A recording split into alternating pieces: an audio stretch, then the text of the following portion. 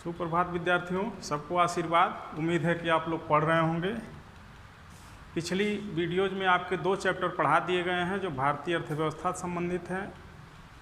First paper के कुछ video आपको भेजे गए हैं जिसमें अर्थशास्त्र की विभिन्न परिभाषाएं आपको बता दी गई हैं। अब हम सांख्यिकी का पहला चैप्टर परिचय पढ़ेंगे।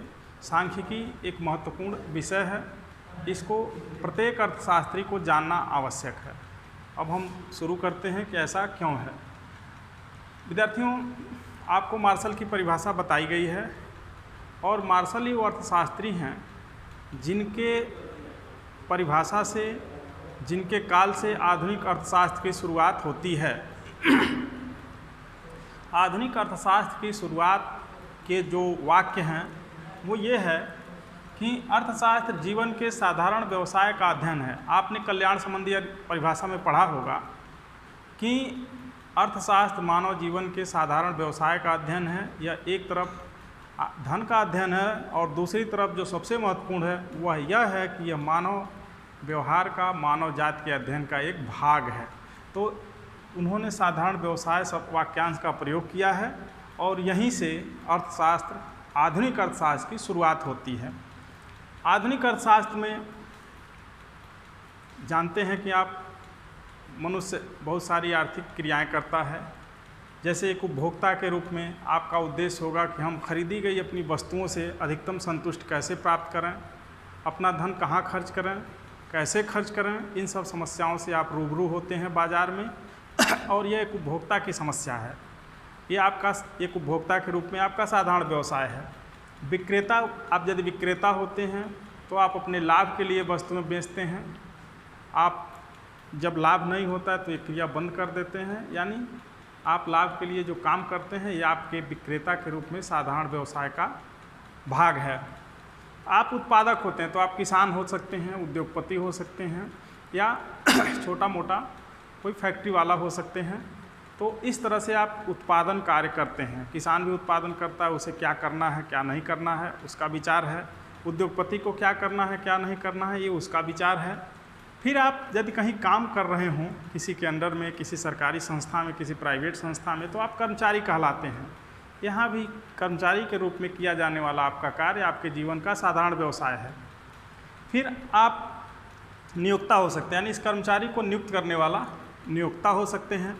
तो उस समय भी आप अपने लाभ को जरूर ध्यान में रखेंगे नियोक्ता के रूप में कि कर्मचारी जो हमें काम करके दे रहा है उसकी उत्पादकता लाभदायक है या हानिकारक है। यदि लाभदायक है तो उस कर्मचारी को काम पर रखे रहेगा। नियोक्ता के रूप में आप ये व्यवहार करेंगे, यह आपके जीवन का साधारण व्यवसाय हो जाएगा।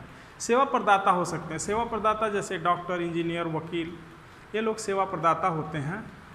आपको ये सेवाएं देते हैं। डॉक्टर आपके इलाज के लिए आपको सलाह देता है, वकील आपको किसी समस्या का सलाह देता है, इंजीनियर आपके घर, मकान या सड़कें या जो उसके काम का क्षेत्र है उसके बारे में सलाह देता है। वो निजी भी हो सकता है, सरकारी भी हो सकता है या किसी कंपनी से जुड़ा हुआ हो सकता है। इस तरह से सेवा प्रदाता के द्वारा की गई सेवा भी उनके जीवन के साधारण व्यवसाय का भाग है। अब ये आप इन सारे में देखें हैं, सब लोग अपने फ़ायदे के लिए काम कर रहे हैं, यानी सबका उद्देश्य, आर्थिक क्रियाओं का उद्देश्य धन प्राप्त करना है। तो जो भी क्रियाएं की जाती हैं सबका उद्देश्य धन प्राप्त करना है। आप एक बार सोच सकते हैं कि उपभोक्ता धन कैसे प्राप्त करता है, तो सीधे उपभोक्ता उपयोगिता प्राप्त करता है, जो सभी प्रकार की प्राप्तियों का मूल उद्देश्य है कि अपने आप को संतुष्ट करना। अब ये समस्याएं क्यों उत्पन्न होती हैं? तो आप जानते हैं कि जो हम संसाधन यूज करते हैं वो संसाधन सीमित हैं। यदि सीमितता न होती तो हमें किन्हीं समस्या का अध्ययन करने की आवश्यकता न होती। यदि सीमितता न होती तो शायद हम पढ़ भी नहीं रहे होते। हम पढ़ ही इसलिए रहे हैं कि सीमित हैं, संसाधन सीमित हैं और उनके अनंत उपयोग हैं। और इन्हीं उपयोगों को कैसे हम उचित निर्णय पर पहुँचें, इसी के अध्ययन में अर्थशास्त्र आपको मार्गदर्शन करता है। यानी कि जब संसाधन सीमित हैं तो आप अध्ययन करते हैं कि उचित निष्कर्ष पर पहुँचने के लिए आपने ये देखा सभी आर्थिक समस्याओं की जड़ सीमितता ही है। अब अर्थशास्त्र आपको कुछ चीज़ें बताता है, जैसे उपभोग में आपको पहले ही बता दिया गया कि उपभोक्ता का व्यवहार कैसा होगा, कौन सी चीज़ें उपलब्ध हैं उसके लिए, कौन सी चीज़ें उपलब्ध नहीं हैं तो कैसे उपलब्ध होंगी, वह उसके लिए कितना उपयोगी है, कितना कल्याणकारी है। तो ये उपभोग की समस्या है। अब चीज़ें मान लीजिए उपभोग करना है तो उन्हें उत्पादित करना पड़ेगा। उत्पादित करने के लिए किन संसाधनों का उपयोग किया जाएगा, कितनी मात्रा में उत्पादन किया जाएगा, उत्पादन करने की प्रक्रिया में जो कठिनाइयाँ आएंगी उनका निवारण कैसे किया जाएगा, ये सारी चीज़ें उत्पादन प्रक्रिया में पढ़ी जाती हैं। उत्पादन हुआ, इस उत्पादन का विभिन्न साधनों के बीच वितरण किस प्रकार किया जाए, कितना भाग श्रम को मिले, कितना भाग पूंजी को मिले, कितना उद्योगपति को मिले, कितना भूमि को मिले, ये सारी क्रियाएं वितरण में पढ़ी जाती हैं। तो इस तरह से अर्थव्यवस्था की समस्याएं इन 3 भागों में निवारित हो जाती हैं, उपभोग, उत्पादन व वितरण में। लेकिन बहुत सारी ऐसी क्रियाएं हैं जो इनसे छूट जाती हैं। वितरण कर दिया गया, वितरण किस प्रकार का हुआ, वितरण प्रक्रिया में सबके पास आवश्यक संसाधन पहुँचे या नहीं, ये असमानता की समस्या में हम पढ़ते हैं। इन चीज़ों का अध्ययन हम असमानता में करते हैं।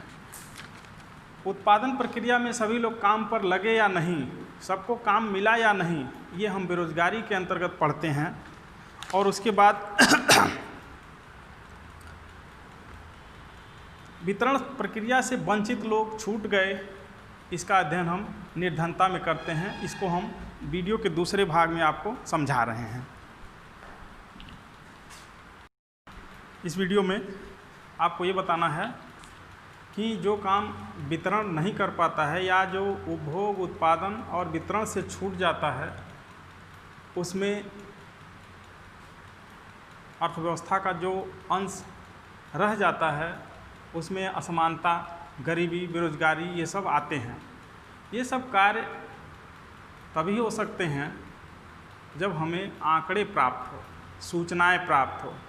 इन्हीं सूचनाओं को एकत्र करने में सांख्यिकी मदद करती है। जैसे मान लीजिए कि वितरण में आपने देखा कि ये अर्थव्यवस्था में समानता नहीं ला सका, तो कितनी असमानता रह गई, क्यों रह गई, क्या कारण थे। आय प्राप्त करने में के अवसर समान उपलब्ध नहीं थे तो क्यों नहीं उपलब्ध थे। गरीबी रही, गरीबी का कारण क्या था, बेरोजगारी था। जब बेरोजगारी कारण था तो उसमें शिक्षा थी कि नहीं थी, शिक्षा थी तो शिक्षित था, साक्षर था, अशिक्षित था, इत्यादि चीज़ें आपको आंकड़ों से ही प्राप्त होंगे, अर्थव्यवस्था की में सर्वे करने से प्राप्त होंगे। और इन सब को उपलब्ध कराती है सांख्यिकी। फिर सांख्यिकी यह भी बताती है कि जो खतरे हैं अर्थव्यवस्था के संचालन में, जैसे सुनामी है, भूकंप है, इस समय जो कोरोना चल रहा है वो है, इनसे अर्थव्यवस्था पर क्या प्रभाव पड़ा। आप लोग बहुत अखबारों में पढ़े होंगे, टीवी पर डिबेट देखे होंगे कि अर्थव्यवस्था 29% से ऊपर पीछे चल रही है, यानी कि जो वृद्धि दर है निगेटिव है। तो क्या कारण है, केवल कोरोना कारण है। और ये जो परसेंटेज आया, आंकड़े आए, ये सांख्यिकी की देन है।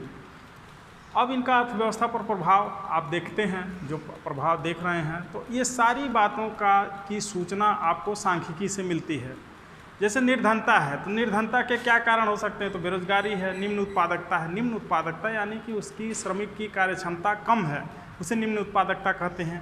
निर्धनता का एक कारण पिछड़ी तकनीकी हो सकती है, यानी टेक्नोलॉजी पिछड़ी है। जैसे अभी भी हल बैल से खेती करना एक पिछड़ी टेक्नोलॉजी का सूचक है।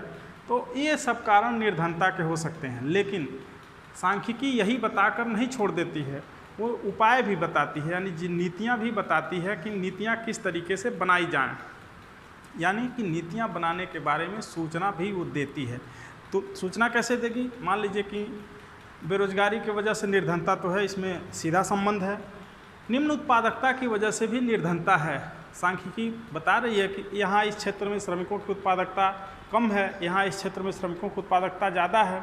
अब इनकी उत्पादकता बढ़ेगी कैसे, तो वो बताएगी कि इस क्षेत्र में जहाँ ज़्यादा है वहाँ क्या उपयोग किया जा रहा है, वहाँ आधुनिक टेक्नोलॉजी प्रयोग की जा रही है, उत्पादन की नवीनतम तकनीकों का प्रयोग किया जा रहा है। तो इन सब कारणों से या शिक्षा वहाँ अच्छी है या आधारभूत संरचना अच्छी है, ये सारी चीज़ें सांख्यिकी के माध्यम से सूचना मिल जाती है। तो सांख्यिकी संकेत कर देती है, अब नीतियाँ बनाई जाती हैं उसके अनुसार। तो इस तरह सांख्यिकी सूचनाएं देती है। सांख्यिकी की अधिकांश सूचनाएं मात्रात्मक होती हैं, यानी वो संख्या में बताती है। जैसे सन 2020 में गेहूं का उत्पादन 220 टन हुआ, या चावल का उत्पादन इतना अनुमानित है, ये अनुमान भी करती है, इतना अनुमानित है। तो इस तरह सांख्यिकी हमें सूचनाएं देती है, मात्रात्मक होती है। लेकिन कुछ सूचनाएं गुणात्मक भी होती हैं, जैसे शिक्षित अशिक्षित लिंग के बारे में सूचना दे दी जाती है कि इतने मात्रा में इतने परसेंट स्त्री हैं देश में, इतने परसेंट पुरुष हैं। तो ये जो सूचना है ये गुणात्मक सूचना है। अच्छे बुरे की भी सूचना है, उत्पादक अनुत्पादक एक सूचना है।